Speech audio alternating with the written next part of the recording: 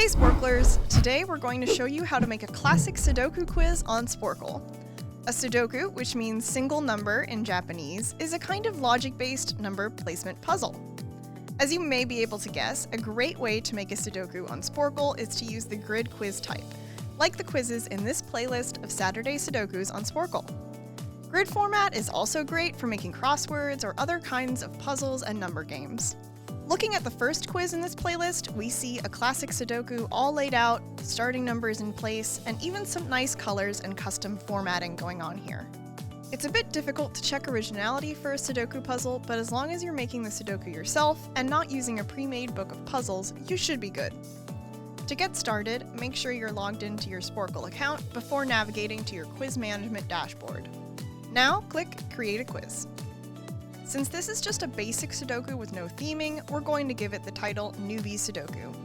For the category, select Just for Fun, which is the category to pick if you're making a puzzle on the site that's, well, just for fun. As we said before, the type is grid, and we can set our size to 9x9 cells, since a traditional Sudoku uses numbers 1 through 9. Next, even though we're making a Sudoku, we want to choose the crossword mode, which is selected by default. This will allow players to type in numbers in each cell of the grid. If you're an Orange member, you'll see these handy-dandy templates here. We don't have a Sudoku template out right now, so we'll stick with the default template. And then, click Create Quiz. Starting on the basic info screen, let's set the timer so that players have enough time to puzzle through the Sudoku. How about 15 minutes? On this page, we can also edit the quiz description, the URL, and subcategories and tags. We're going to make sure the description reads well as a question, and then add the subcategories puzzle and numbers, as well as the very important Sudoku tag, so that Sporklers on the lookout for Sudokus can find yours. Once your basic info looks good, click Save Changes, and then select the Data and Style tab on the left-hand side of the screen. Like in creating a crossword, you'll need to start by entering your answers. This time, however, the answers are individual numbers. One way to start making your Sudoku puzzle is to place each number from 1 to 9, one by one, in each 3x3 box, row, and column. As you go, make sure that you don't place 2 of a number in any column, row, or subgrid. As you enter more digits, the grid will start to fill up until every cell has a number in it. If you run into any duplicate numbers, you can start the placement of that number over until your grid follows the Sudoku rules. As with crosswords and word searches, if you want to start your puzzle over at any point, click this option that says Grid Design, and then click Reset to get a blank grid. If making a Sudoku puzzle by hand doesn't float your boat, you can always look for resources online to help you generate an array of numbers.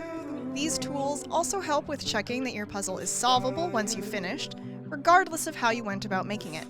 Since I already have my grid finished, we're going to use the magic of editing to make the numbers appear instantly. Once you have entered in all your numbers, choose which cells you want pre-filled at the start of the quiz. Click this Pre-fill Cells icon, and then click each cell you want visible at the start. You can also use these options at the top to add background color to certain cells. For example, if we want to make the boxes stand out, we can click and drag over any cells we want colored, like so. Additionally, this Draw Glyphs tool lets you add thicker grid lines or circles to make all sorts of shapes, but we'll just stick with the bolder lines for our traditional Sudoku. We'll make it a thicker line and make sure it's a solid black. If you click each endpoint of your line once, you'll be able to draw a continuous line. Clicking the endpoint twice will finish that line and let you start another one. Once you're happy with your quiz data, click Save Changes and move to the Advanced tab. In this Reveal Answers setting, you can choose when you want the correct answers to appear. For Sudoku, we'll set this to reveal answers on quiz end. This means that when the timer runs out, when players click Give Up, or when they correctly solve the puzzle, the correct answers will then show up. We don't need to turn on any of these other settings on this page. We can even turn off Show Numbering and Hint Links, since this doesn't apply. But if you'd like, you can always explain the rules of Sudoku in this More Info section. If your Sudoku uses a variation of these rules, then this text box is a good place to explain those variations. Now save your changes, and we can test out the quiz. Play through the Sudoku and make sure that you can solve it and that you're happy with the difficulty. We tried to keep ours on the easy side so that it's solvable without scratch paper, and we think it's good to go. Oh, we do want an image for the quiz icon though, so let's go back to the quiz edit tool and add this royalty-free image of a Sudoku puzzle. Cropping the visible area like so, and upload, and done! Head to the Contribute tab and look for the green check mark that lets you know that your quiz is free of errors and has all the required formatting and settings. Now, click the Contribute button and set the Sudoku free. If you get the urge to put numbers in their place and create your very own Sporcle Sudoku, please share it with us in the comments section below. Also be sure to check out our newbie Sudoku quiz, link in the description, and don't forget to subscribe for more how-tos. Many thanks for watching, and happy sporkling!